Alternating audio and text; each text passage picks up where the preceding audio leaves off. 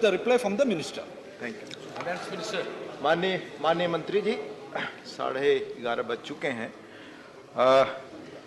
माननीय सदस्यगण, माननीय रक्षा मंत्री जी का बयान होगा। अभी स्टेटमेंट आपको हाथ में मिल रहा है, अभी बट रहा है स्टेटमेंट। माननीय रक्षा मंत्री जी,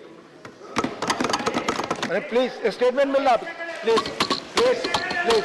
नो नो, माननीय रक्षा मंत्री जी, आप कॉल वाले रक्षा मंत्री जी, नो। माननीय रक्षा मंत्री जी अपना बयान दें। आदरणीय उपसभापति महोदय, मैं इस गरिमामयी सदन को अरुणाचल प्रदेश के तवांग सेक्टर में हमारी सीमा पर 9 दिसंबर 2022 को हुई एक घटना के बारे में अवगत कराना चाहूंगा। उपसभापति महोदय, 9 दिसंबर 2022 को चाइनीज पीएलए ट्रुप्स ने तवांग सेक्टर के यांगसे एरिया में लाइन ऑफ एक्चुअल कंट्रोल पर अतिक्रमण कर स्टेटस को एक तरफा बदलने का प्रयास किया। चाइना के इस प्रयास का हमारी सेना ने दृढ़ता के साथ सामना किया। उपसभापति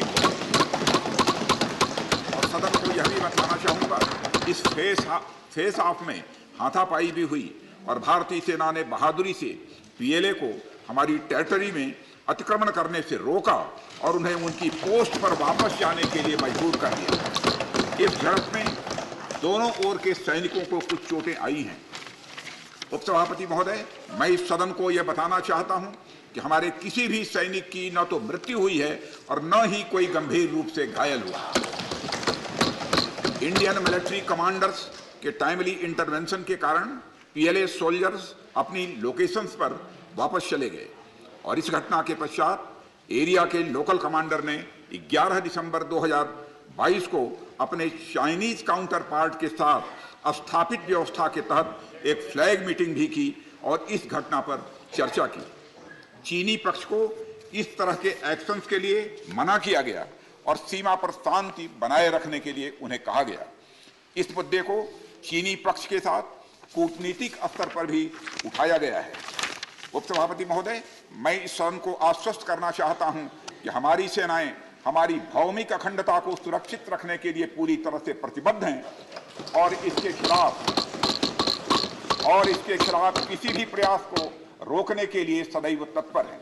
मुझे विश्वास है कि यह सदन हमारी सेनाओं की वीरता और साहस को एक स्वर से समर्थन देगा और अध्यक्ष महोदय, मैं आश्वस्त हूं कि यह संसद बिना किसी संशय के भारत की सेना की क्षमता, शौर्य, पराक्रम और प्रतिबद्धता का भी अभिनंदन करेगी। धन्यवाद।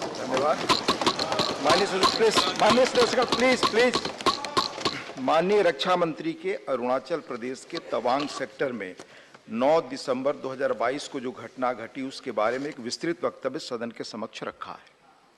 माननीय सदस्यगण, हमारी सेनाएं पूरी मुस्तैदी और ताकत के साथ हमारी सीमाओं पर तैनात हैं और उनके शौर्य और वीरता पर पूरे सदन को, हम सबको विश्वास और भरोसा है।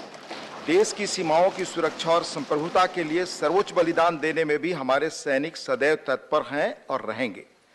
माननीय सदस्य, यह एक संवेदनशील विषय है। जैसा माननीय रक्षा मंत्री जी ने बताया, सरकार उत्पन्न हुई स्थिति को पूरी गंभीरता के साथ ले रही है और सभी आवश्यक कदम उठा रही है। मुझे विश्वास है कि इस संवेदनशील मुद्दे पर पूरा सदन एक है और एक मत से हम यह संदेश इस सदन से देना चाहेंगे कि देश की सुरक्षा की चुनौतियों का सामना करने में सभी दल और पूरा देश एक साथ है। माननीय सदस्यगण, मैं आपको बताना चाहूंगा इस सदन के अतीत के कुछ उदाहरण। सेशन नंबर 210 में 6/3/2007 को Naxal attack on Shri Sushil Kumar Mahato MP Lok Sabha, इस विषय पर। फिर सेशन नंबर 212 26/11/2007 को सीरियल बम ब्लास्ट यूपी। फिर सेशन नंबर 215 13/3/2009 को फॉलोअप मुंबई टेररिस्ट एक्ट। फिर 215 सेशन में 18/2/2009 को सिचुएशन इन श्रीलंका। इन संवेदनशील विषयों को देखते हुए क्वेरी पूछने के, बहस करने की आगे